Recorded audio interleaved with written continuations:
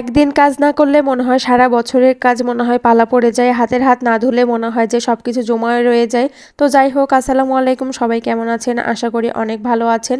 আমরাও অনেক ভালো আছি। তো আজকে সিম্পলভাবেই সবকিছু রান্না করলাম। তো প্রথমে আমি ভাতটা বসিয়ে দিয়েছি। ভাতটাও আমার কিন্তু হয়েই আসছে। এদিকে আমি ভেন্ডিটা কুটে ভেন্ডিটাও ভেজে নিয়েছি। আর এটা মাছ ভাজে নিচ্ছি। আর আমার এই মাছটা কিন্তু অনেক প্রিয় মাছ। পাঙ্গাস মাছ আমি সবসময় খাই। আর পাঙ্গাস মাছ ছাড়া আমার অন্য কোনো মাছ তেমন একটা পছন্দ না। যাই হোক, মাছটা ভেজে নেওয়ার পরে আমি পেঁয়াজ মরিচটাও ভেজে নিচ্ছি।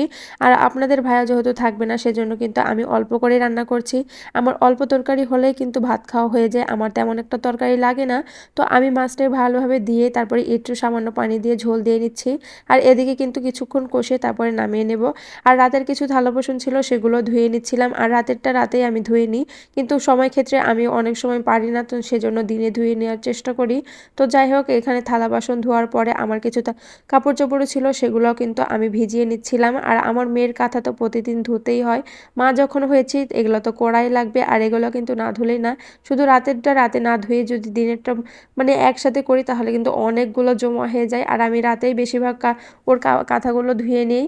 হাতের হাত না ধুলে মনে হয় যে অনেক জমা হয়ে যায়, সেজন্য কিন্তু আমার একদমই ভালো লাগে না। তো আমি চেষ্টা করি সবসময় সবকিছু একসাথে ধোয়ার জন্য। তো আমার বারান্দায় কিন্তু প্রচণ্ড রোদ লাগে, এই রোদের কারণে কিন্তু জিনিসপাতি শুকানোর কোনো ঝামেলাই মনে হয় না। তো যাই হোক, আজকের মতো এখানেই। আল্লাহ হাফেজ। সবাই ভালো থাকবেন, সুস্থ থাকবেন। আসসালামু আলাইকুম।